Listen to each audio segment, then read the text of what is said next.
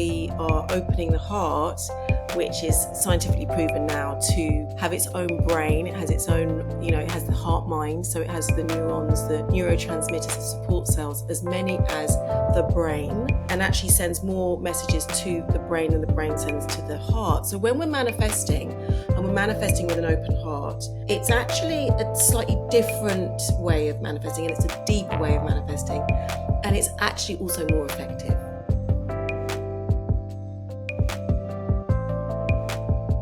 Hi, and welcome back to the Turning 30 podcast, a place where we talk about what it's really like to be in your 30s.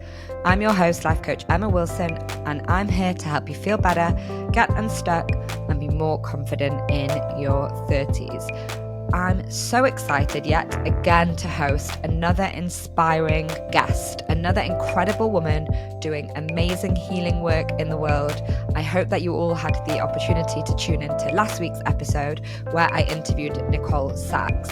And this week, I have another celebrity speaker. This is becoming a new theme of the podcast this last month, is that I keep getting on these incredible women who I get to have in-depth conversations on topics that I just know are so valuable to so many of you. They are the topics that light me up as a woman in my 30s, and I know for sure you're going to take so much from them. And I always try my best, as you will hear in this episode, to relate it back to whatever I know that my community is currently battling with or currently wanting guidance on. So this week's guest is Estelle Bingham. She is actually an A-list healer. So when I say A-list, I mean she's a celebrity healer. So she's worked with the likes of Fern Cotton, Charlotte Tilbury. Yes, I am name dropping. And what she is a therapist, a holistic therapist, healer, and metaphysical teacher is what she describes herself as. And apparently she is also known as the Heart Whisperer, which, to be honest, after this conversation where we talk about her brand new book and we talk about all the methods that she has inside of the book, which include inner child work, healing generational trauma, and how to manifest with your heart instead of your head, I do understand why she brands herself or has been called the Heart Whisperer, because she has really unique takes on these mainstream buzzwords that you probably hear all the time. I absolutely loved this conversation. I didn't want it to end. I really wanted to carry on talking to Estelle. So I know that you're going to love it. If you are listening and you enjoy the conversation and you think, oh, I know this specific friend who she's currently going through this would also like to hear it, then please forward it on. Let's share and spread the Turning 30 podcast love. And of course, if you're not already subscribed, please subscribe wherever you listen to your podcast so you can be the first to know when a new episode is out. So without further ado, let's dive into this conversation with Estelle. Hi, Estelle, and welcome to the podcast. Hi, Emma. So happy to be here this morning. Me too. I'm so happy we're finally managing to sit down together. I have been doing this podcast for many years, and it's been a very long time since I've had a guest on who specializes in manifestation and inner child and this deeper work, and let's call it the woo, that I love the woo. And I know that so many of my audience are really used to hearing these buzzwords, especially manifestation, but they don't necessarily know what it means. So I thought that having you on would be a great opportunity to dive into the specifics about manifestation, because that's clearly your expertise. Yeah, I mean, it's wonderful. And also, really, the way that I work with manifestation, because I'm also known as the Heart Whisperer, is through the heart. So we actually manifest in a slightly different way when we are thinking about and visioning into our futures. We are opening the heart, which is scientifically proven now to have its own brain. It has its own, it has the heart mind. So it has the neurons, the neurotransmitters, the support cells, as many as the brain, but actually sends more messages to the brain than the brain sends to the heart. So when we're manifesting, and we're manifesting with an open heart, then it's actually a slightly different way of manifesting, and it's a deeper way of manifesting, and it's actually also more effective. Oh, I love that, because am I right in saying that most people will be manifesting from our brains, from mindset work? Yeah. So what happens is, because the idea of the the law of attraction has been around for thousands of years, and it's been understood for thousands of years. And so, over 20 years ago, The Secret came out, and that was talking about the law of attraction, which is just another way of thinking about manifestation, which is like attracts like. But it's a good way to think about it, because when we are manifesting just from our minds, and remember, our minds, our conscious minds, it's only about 3% of what the mind holds, or 5%. The rest is unconscious. Okay. So when we're manifesting from our conscious mind, we're thinking, I want to meet a new man, I want to meet a new woman, I want to meet, whatever it is, it's like we are manifesting from that place. But if our unconscious 98% or 95% of us doesn't believe we deserve it, then we are not going to bring that into our lives. So the universe will not mirror us. So that idea of like attracts like cannot play out. So that's what the law of attraction is. So recently, in recent years, manifestation as a buzzword has just like obviously taken hold, and people are white knuckling their manifestation. So they're vision boarding, they're doing their affirmations, they're whatever it is that they're doing, and finding that things don't really change. And in my experience, they don't change because the unconscious mind is still needing to be a little bit, that we have to go in and understand what our belief systems are, what is underneath the bonnet of the car. So the car can look really shiny, you can be really ready to go, it can be really fabulous, you're like everything's working, and yet nothing's changing. And so we have to go in and we have to look at the engine. We have to do a little bit of, we have to go in and do our own self DIY, a little bit of self work, a little bit of self inquiry. It's become, the idea that it's woo, I suppose, is an interesting one. What I say to people is to just stay curious and see what happens when you bring a little bit of this into your world, and see how things can change. Thank you for explaining that about I like the analogy of the bonnet of the car and you have to go underneath. And I actually do that work with my clients. But what I've never connected to before, heard about, is about the heart manifestation, the heart-led manifestation. So is there a difference between that, when you were saying how you dive in and you go into the beliefs, the subconscious beliefs that we're probably mainly not aware of until we start excavating? But is that a different process to the heart manifestation, or is it the same? So what happens is, as we know from coaching and therapy and psychotherapy, so all the sort of psychotherapy that's out there from Freud and Jung, and what that's looking at is, it's looking at excavating the unconscious, looking at our psyches, understanding our patterns and our impulses, because what we need to understand our impulses in order to be really present to what's in our worlds. We need to know what it is that when we go outside, and we're on a date and we're triggered by something really small in that person. Is it that person, or is it something that we're carrying from our past? And we need to have enough self-awareness to recognize where the line ends, where you begin, where I end and you begin. What is yours and what is mine? That's a really important thing about what it means to be in your 30s. And when we think about love, massively, when we think about being in relationships, because it's a pretty tough terrain out there now. And but what helps is your own self-awareness. So this idea of the psyche's been around for in excess of 100 years now, 100 years or more, and more. But when we approach things through the mind, then we can get stuck in the mind, right? So the mind, we can go round and round in circles. And I see so many women come to see me who have been in therapy for many, many years, but are still holding the same belief systems. They can't push past the belief systems. So we call, the blocks. They can't get through the block. They're like, my life is the same. And they can sit opposite me and intellectualize and understand and speak like a therapist all their issues and all of their stuff, and they're like, I don't want to talk about this anymore, I don't want to talk about this trauma anymore, or I was hurt by my parents breaking up, or how my father was absent, or how that relationship really hurt me, or I was bullied at school, I don't want to do it anymore. But they're still being impacted somewhere. And so when we go through the heart is like a portal. The heart is, we call it, it's actually science-based. It's not woo. It used to be woo, but it's no longer woo. It's neurocardiology, is the study of the heart mind. And when we start to think about these things through the heart and not through the head, then things shift much more quickly. It's exponential. So I will take someone to meet their inner child through their heart, And the change is because we're embodying. We're not thinking about the things, we are feeling the things. Mm.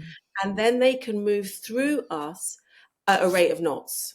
Wow, that's amazing. I feel like that will give so many women hope. As we were discussing before we got onto the podcast, before, a lot of my listeners and my community are exactly what you just described. They have been doing this work for a really long time, and they feel that, how much more can I do? You know, that feeling of, but I've been doing all of the things, and even to the point of, I've been doing my manifestation checklist. You mentioned vision boards, but they just can't quite break through. And something that I've been really deeply exploring with it for myself as well is inner child work. So I've Yeah. actually been in a process of doing IFS therapy, internal family Yes. systems, for those who don't know it. And I find that the inner child work is actually really powerful and very healing. But I actually haven't brought this to my community yet, because I'm so deep in the process for myself. So I would love to hear you share a little bit about inner child work and how it can help. I know that you already mentioned it now, but can we go a little bit deeper into that topic?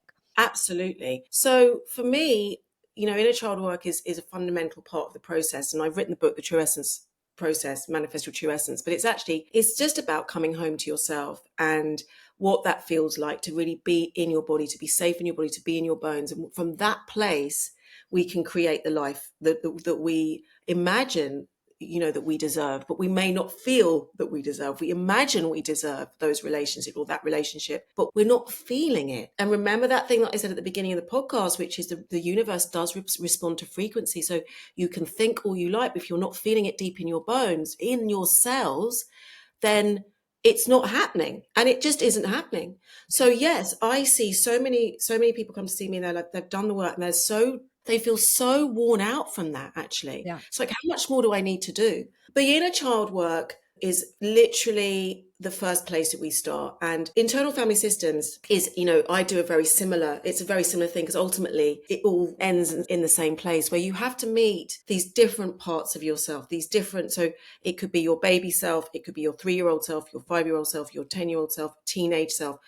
We go into the early 20s and reclaim these experiences and these parts of yourself and I bring them back into the heart, and we kind of adult. So what we're growing through my process is the compassionate adult. You are going to be adulting. You are going to take care of yourself. You're going to learn how to do that in a very, very deep and profound way.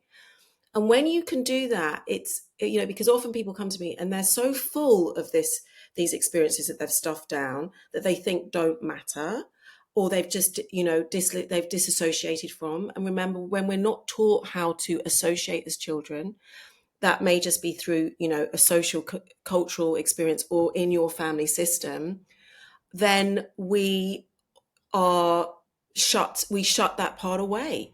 And what happens is that part goes, you can imagine, that part goes into a dark room. It goes into a room. I always envisage, when I meet someone for the first time, a house, and I ask people, and I think about this, where are you in this house? Because this is sort of your inner temple. This is the truth of who you are.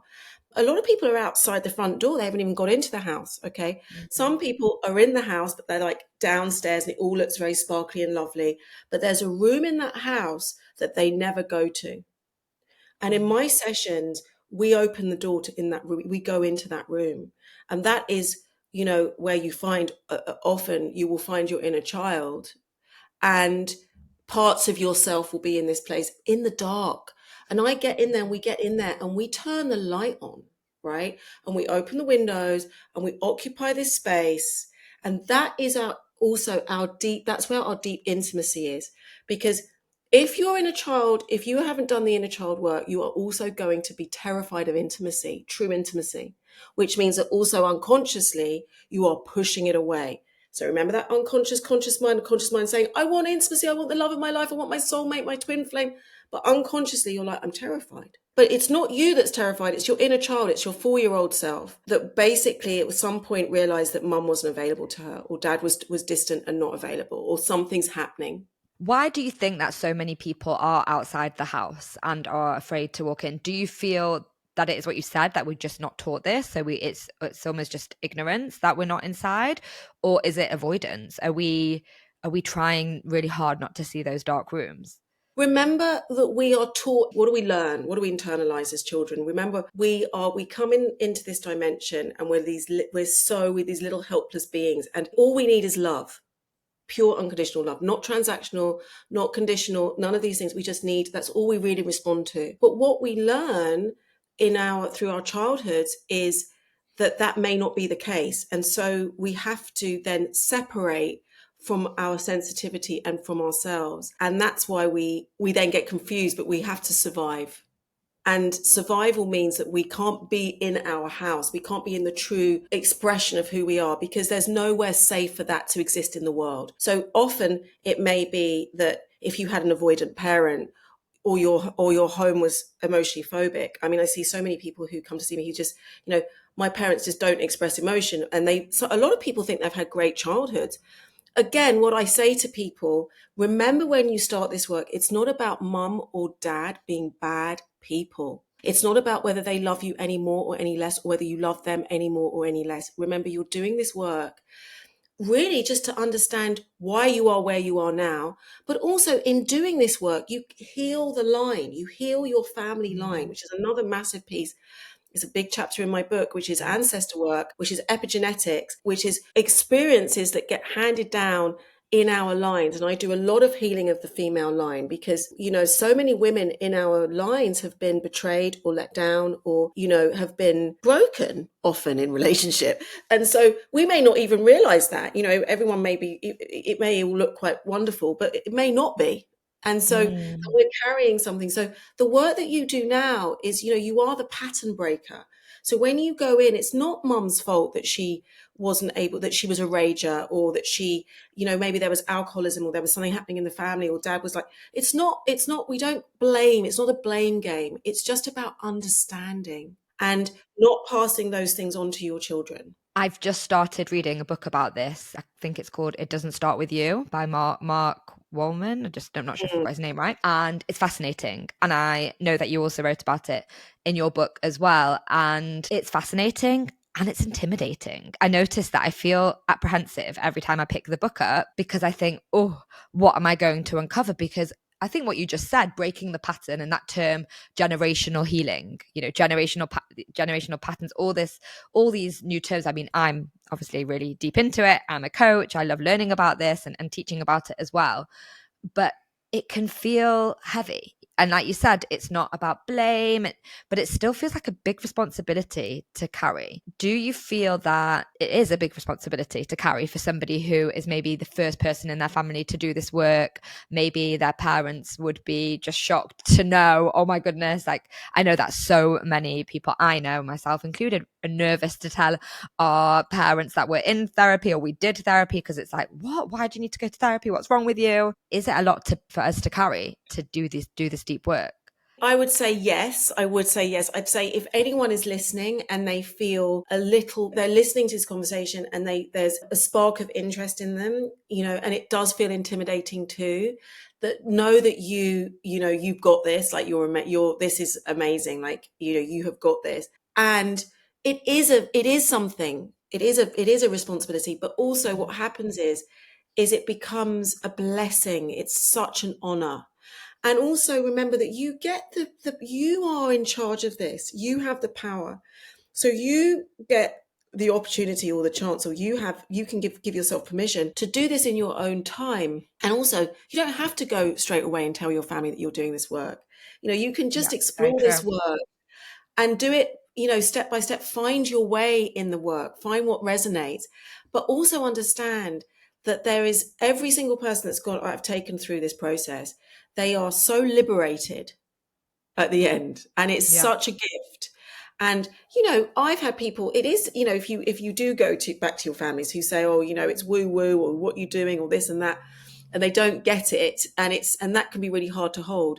But trust that that's okay. Like, it's about that compassion. It's we don't need everyone to sign up on the dotted line.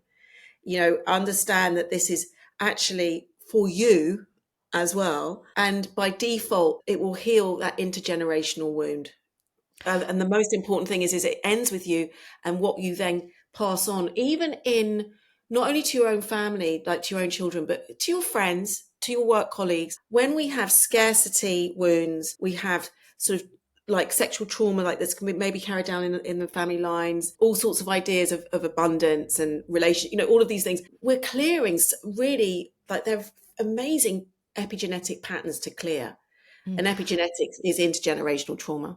That's what I was going to say, is that I actually am aware that we dove into this topic, but maybe the listeners don't actually understand what that means, like epigenetics and ancestral trauma. Could you just explain in layman's terms for somebody who would never have heard of it before what this means, and how let's take that back to a 30-something-year-old woman and how it could potentially be affecting her and her path? Yes, absolutely. So it does sound on the surface quite out there, doesn't it? It sounds, it's, and actually, interestingly, in shamanic cultures, they've understood about epigenetic, ancestral trauma for thousands of years. But science now proves that our DNA changes. So our DNA changes in response to war, famine, trauma, upheaval, violence.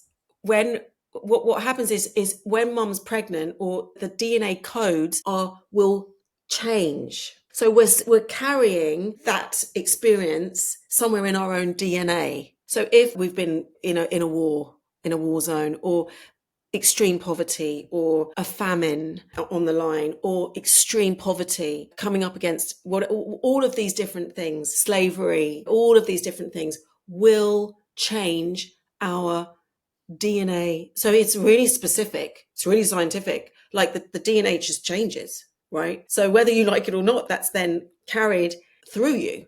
I was reading a crazy story about somebody whose ancestors are Holocaust survivors, and one of their grandparents on one side, their whole family had perished in Treblinka. And when that had happened, this person was experiencing, I can't remember the exact details, but a very traumatic response to some triggers in her life. And only when she did this ancestral healing did she understand that it was actually the response of her grandparent. It was the same response. So there's something about heat in the gas chambers, the feeling of being suffocated. That's what it was. And it came through from that, but she didn't even know that the family had perished. So it's just the craziest story. It's been proven now time and time again that you can literally carry the memory of the traumas that your ancestors have been through and not even be aware of it. Like, this is like you said, it's epigenetics. We don't even know that it's in our DNA, which just seems crazy, because I know for so many people, myself included,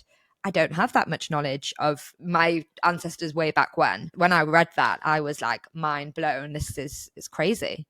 Yeah, and I work with exactly the descendants of people who've been in the Holocaust, or even sort of Irish people who've survived the famine, and their families survived the famine and went through, and obviously people who have experienced, their family experienced slavery in either the Caribbean or America. Like, what happens is it really shows you can be in a really successful job or career and still just have massive anxiety about having nothing. It's like these thoughts that pervade, I'm going to end up with nothing, I'm going to lose my house, I'm going, and they can be as extreme as that, or really low level, but this sort of low level idea of scarcity, poverty, not being in the moment, not experience abundance, or you can have health, real sort of health worries, or fear of having children, or this idea of there isn't a man on the planet for me. Let's talk about this. That's what I wanted to ask you, is how can we take this to, if somebody, let's use examples, if a woman is 35 and she's dating and she would like to have a family and she's feeling panicked and she's doing all the work or done all the work on herself.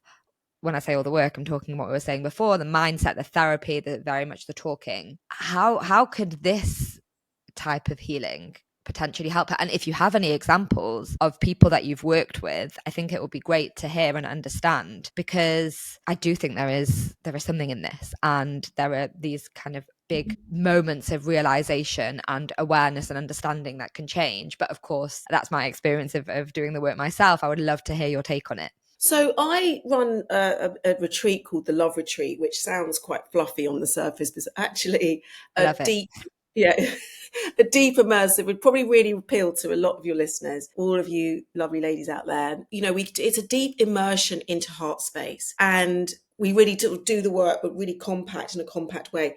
And people have left that retreat. So I had a 70-year-old who came on that retreat who hadn't had sex for 20 years. And she came out, and a week later, she met someone online, and she's now moved in with him and is having, and basically is having sex. Another person that people come on there, and they come in, and someone else met. She'd been trying to meet someone online. And then she actually just met this guy 2 months later or a month later in the sea, which was her perfect thing. She was on holiday in Barbados. She met him in the sea, had a relationship. Someone else, these relationships, these happen all the time. They happen all the time because the women who do this work, they say and that they feel more embodied. They feel more in their own, safe in their own bodies. And from this place, which is a place of, it becomes a place of radical self-acceptance and radical self-love. You can then actually rewire the belief system that you are not enough or that there isn't someone for you, and bring that energy to you. Now, it is interesting because I was always a great manifester. So on many, many levels, I've in my 20s, I decided I wanted to be a TV presenter. So I became a TV presenter, kind of against the odds. I started off as a secretary, as a PA. I was the worst PA known to man. The stories in the book. And then I became a TV presenter, and I manifested everything in my life. And I understand the power of manifestation because I was meditating from a very early age. I started meditating when I was 7 years old. So I understand what energy is about. It's just sort of naturally in me, and it's what I do. Also, one of my great friends is Charlotte Tilbury, the big makeup artist. But when I knew her, she was a waitress working. We kind of grew up together. But that was the thing that we really shared, was this understanding of energy and this understanding of manifestation. And she's one of the most powerful manifestors, I would say, that I've ever met. And was the reason why I went into this work. Because when I said to her, I kind of got a download, and I was like, you are going to become the next Estee Lauder. And she said, yes, I know. And then went off and did it. I recognized at that time that most people, I'll say something, I'll get a download, because that's something that I do. I kind of get downloads. I get a download, but most people don't believe me, right? And they go off and they leave. They'll walk out. It's like a coaching session. I'll do a therapy. We'll do a session, an energy session, and they'll go walk out. And by the time they've got to the end of the road, all of the old voices are back big time. Like, what does she know? I don't know what she's talking about. That's not going to happen. Of course, all that stuff. And that's what I'm talking about in terms of the rewire. Charlotte Tilbury, okay, she was like, yeah, I'm going to be doing that. And I recognized in that moment, because I can read the energy, that it's stacked up everywhere. It's stacked up in her conscious, but it's stacked up in her unconscious too. So she was like, I'm going to be the next Estee Lauder. In her conscious mind, she was calling that in, but she was also calling it in her unconscious mind. So when it comes to this idea of there isn't a man out there for me, this is why we want to think about the heart. We want to think about dropping in, we want to think about this big piece of kit inside you, because it's a big piece of kit, more powerful than the brain. When you walk into a room, the electromagnetic field of the heart can be felt 100 times, up to 100 times more than the brain. So you walk into a heart, and whatever your heart's doing, the energy in the room, that people are going to feel that first. And when I started this work, like I said, I was manifesting everything, but I had my own fair share of relationships that was still mirroring a belief system of I didn't feel like I was enough. Somewhere in a really deep little corner of my being, I was like, and I recognized that. And there was a moment I recognized it, and I said, funnily enough, to Charlotte, I said, I'm getting the show on the road, because I'm bringing in my new relationship now, because I realize I've been fiddling around. And this was post a divorce. I got married, I'd had a child, and in my mid-30s, I was divorced. I'd come back from LA, but I realized that whole marriage was a reflection of something I believed about myself. And I was also then fiddling around. It's about 38. And I had to go really deep in and go back and do some work. So we're always learning. I had to go back, and I had to say, okay, what I really needed to kind of go in, and I had to rewire in a deep way that belief system. And ultimately, it's about just feeling like somewhere, and I really believe that, like, can you really believe that there's going to be that person next to you, that energy that of that person next to you, and you sit on the sofa and you're sitting on the sofa and you just imagine that vibration and what it feels like, and the exhale in your emotional body, like, oh my God, he's here. And I started to do that, and I started to really do that, and I started to really trust, and I felt the energy of this man who I could completely lean into. And I was like, he exists, which is what I'd done before, by the way, with everything in my life. But I hadn't done it really, really, really, really with love, that I could be truly met in a really deep place. And I started to do that. And I started to get very clear with myself, because that's what I do.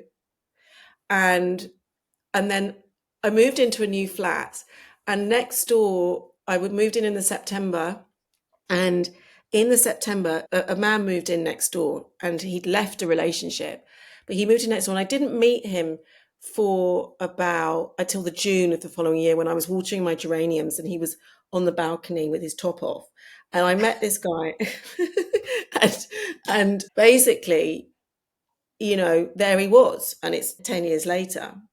He's obviously moved Wow. in.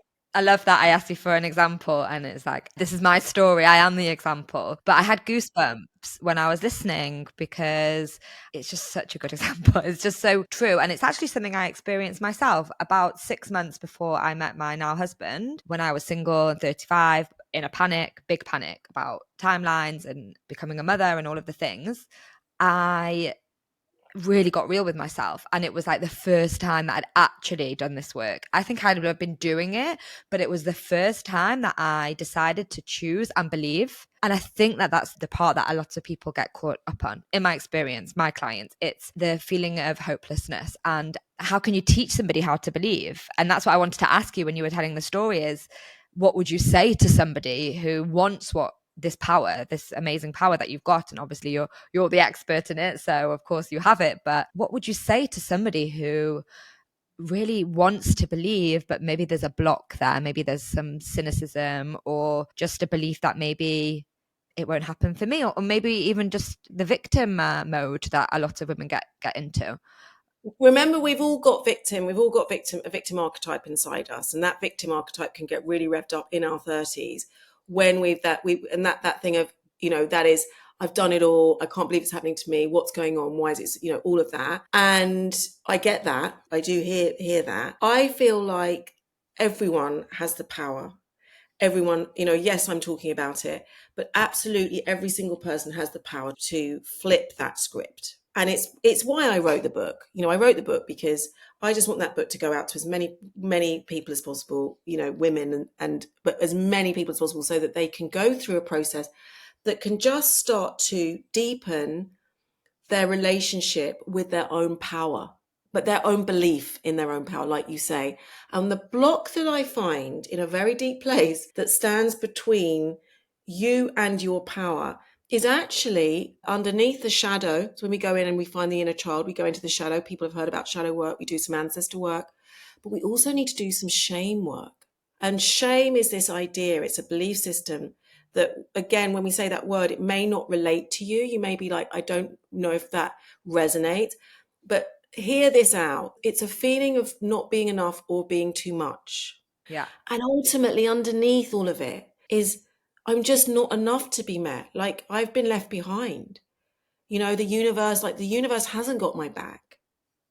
I don't know what you're whittering on about, right? Like, I just have people who talk about, cynical, I get the cynics. I see the cynics, and as you do too, right?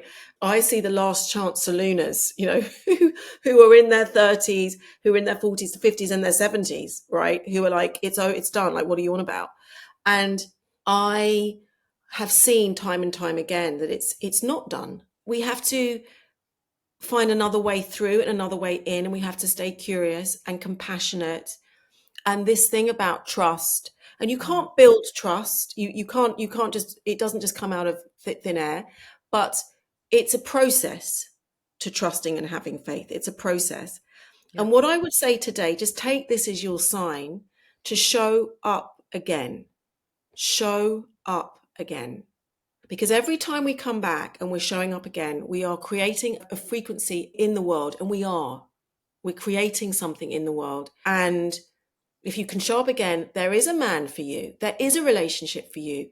You deserve that, right? But we do have to keep showing up to it to build the faith and also to slightly change the frequency. And the invitation today is to bring your heart energy online, bring your heart to the party. Like, you tried everything. Well, let's just try this too, right? Like, Yeah. give it a go. Let's see what happens. Exactly. What have you got to lose? That's what I always say when people say, "Oh, I'm just not sure if this is the right program for me," if they're coming in and they're not sure if they want to be coached on this topic because they've given up hope. I'm like, what?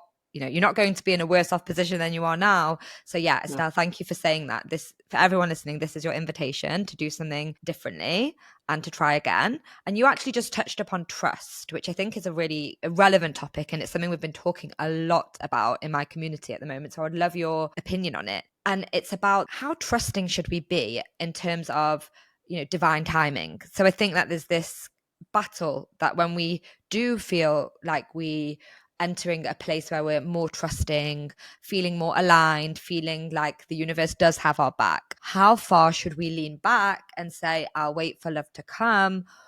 Or is it about actually keeping leaning forward and taking action? And this is a question that I sometimes don't know exactly what to say the answer to. I would say that I don't believe the saying, that love comes when you least expect it. I'm a believer that you should go out and do all the work, but without too much expectation of when and how it should happen. But I would love to hear what you think about this, because it really links to what you were just saying about trust. I think for me, that's spot on, Emma. So again, when we think about the bigger picture of manifestation, we were talking about that, and what that means energetically. It means that we don't white knuckle, right? But we also have to have clear intention. So it's two truths. That's called dialectical truth. It's both. It's not or, it's both. And we can hold those two truths at the same time. So when women go into the dating scene, they go online, they go on these dates, and it's like, oh my God, he's my soulmate. Oh, this is, we build these expectations, or it's not happening, or it is happening, or I need to meet someone next week, or we are white knuckling. Okay. And it's hold it lightly, but be present. We have to go out into the world and be active. We have to show up in the world. We have to keep showing up. And whether that's, sometimes I know from my clients, online dating, a lot of women are going off that. A lot of women are like, I don't want to do that anymore. I don't want to meet someone like that. And on one level, I think it's wonderful because that there's a backlash, because we do need to start building a new way of being in relationship in the world. Obviously men don't really approach women in the same way anymore. And that's what I hear a lot. They don't approach women. And when I was growing up, men would approach women at bars, or they'd approach us on the street, or but now that's obviously, there's a sort of harassment piece. There's a whole different, way of being with that. But a lot of women are rejecting going online, but then hold it lightly, right? Hold it lightly. Do things in your own way, do things, but do things. It's sort of, if you're going to come offline and take a break from coming offline, make sure that you fill that with something else. Like, make sure that you are actually actively in the world. I also have a lot of male clients, and male clients don't know what to do. They just don't know what to do. I don't really know what to do, they don't know what to do. They won't approach. They'll be in a gaggle of guys at a bar or restaurant or wherever, and they don't necessarily know what to do. So they can't say, can I buy you a drink? They find they're nerve wracked. Right. So we need to think about some of that, but also within all of that, women meet men every day. Every minute of every day, every second of every minute of every day, someone is meeting someone. Know that for a fact right here, right now. And right here, right now, you can bring that to you too. We're just in that slipstream. We hold it lightly. This is my intention. And we let it go. We let the universe do its thing. We trust some of those redirections. If you're getting ghosted, okay, well, that guy is evidently not right for you, or whatever it is.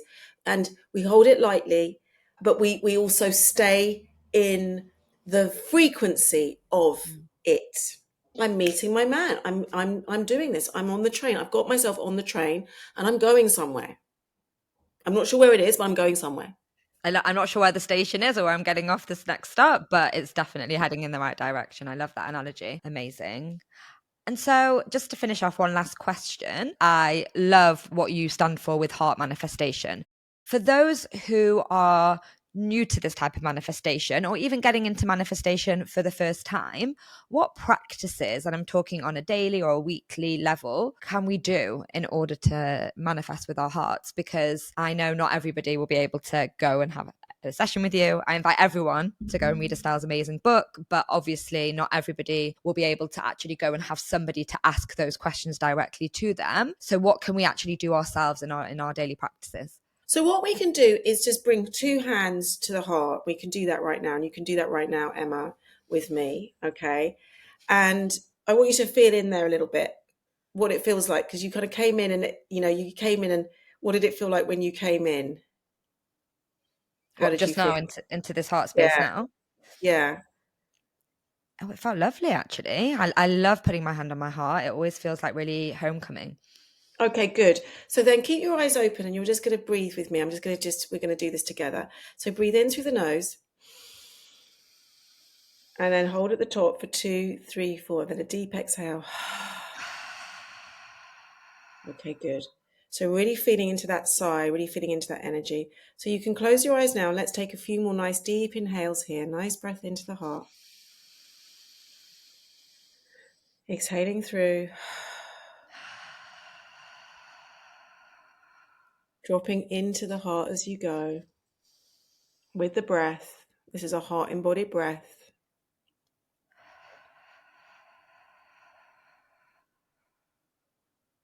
One more, Emma.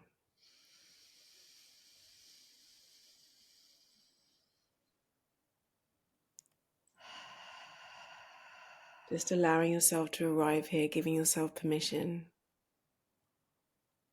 to be where your hands are, holding yourself gently and lovingly. And on the next inhalation, exhalation, we're just asking the heart, what are you feeling today? Just in this moment. And just allow heart to speak to you, whatever comes up, whatever arises, whatever emerges, the feeling, the word, the emotion, the picture in the mind.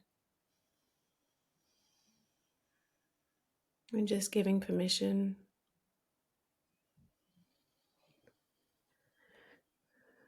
And on the next inhalation, exhalation, just asking the heart what it needs today. What does it need? More of, what does it need you to do? And just giving permission for heart to speak to you as we learn this language of the heart. And we'll take a nice deep inhale, exhale there, and listening to the heart and not the head. When the heart is ready, you're gently opening the eyes.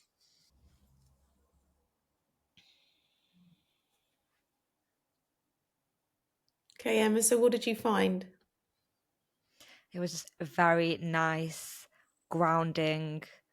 They were nice grounding breaths that I really needed because I've had a very activating day. I would say when I'm doing a podcast, I'm very in my mind, obviously I'm like thinking of the next question, active listening.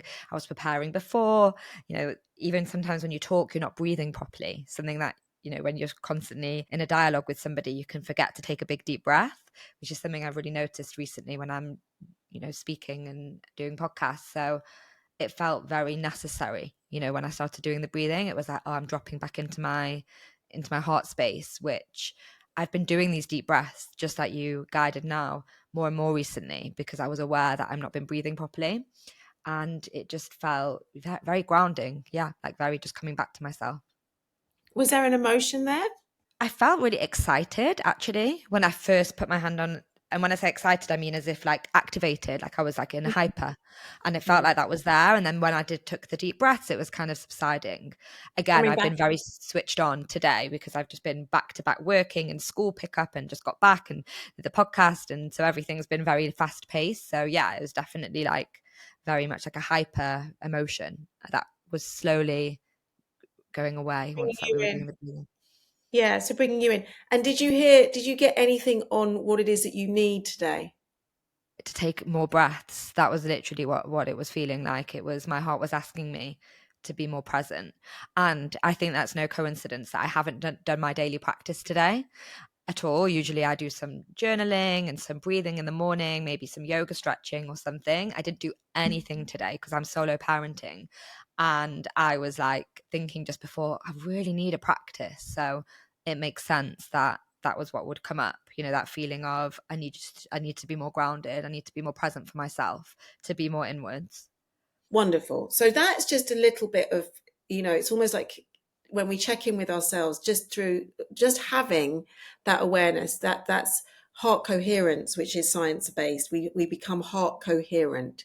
Mm. And that means that we make the decisions that we make, because then our heart is more coherent and with our minds, and then our brains can kind of function in a slightly different way, where we can make calmer and more grounded decisions. And also often you'll get in touch with a feeling that you may not know was there, but just giving it a moment to be in the room and exist releases it and clears it for you, so you're not carrying that. And then we start to listen to our authentic needs. Okay, because often so many of us don't even know what our needs are. We don't know how to express them or how to embody them. And this is a way, it's a sort of radical self-love tool, really, but it's very gentle, and you can do it anyway, on the way to work, on the bus, on the tube. It's something you can access just for a few moments, but I would suggest doing that. I love that. And I think what you just said at the end is really important, that a lot of people are avoidant of doing these things because it feels like you have to take time out of your everyday to do it. But I do it when I'm driving. Sometimes I just say, okay, I'm just going to take, just for the next 10 minutes, I'm going to turn the music off and just take some deep breaths. And I always feel better Yeah. afterwards. So exactly like you said, you can do it when you're commuting to work, just before bed, when you wake up. I love that. And thank you for doing that practice with me. And I hope that the listeners were also breathing along with us. Estelle, thank you so much. I feel like we've just scratched the surface of all of the topics of your book and everything that you go into in all of your work. So I really want to recommend everybody to go and look you up and to read your book. Can you give some details of where to find more information about you and your details so that the listeners can connect with you after this episode? Absolutely. So I'm estellebingham.com. You can find me estelle.bingham on Instagram. I've got a podcast, Love Purpose Connection podcast too. And the book is Manifest Your True Essence. And you can order that anywhere. Waterstones, Amazon, it's everywhere. And I've had such a wonderful morning with you. I had a lovely conversation, Emma. Thank you. I really, really appreciate speaking to you. Thank you so much, Estelle. And I will see everybody on the podcast next week.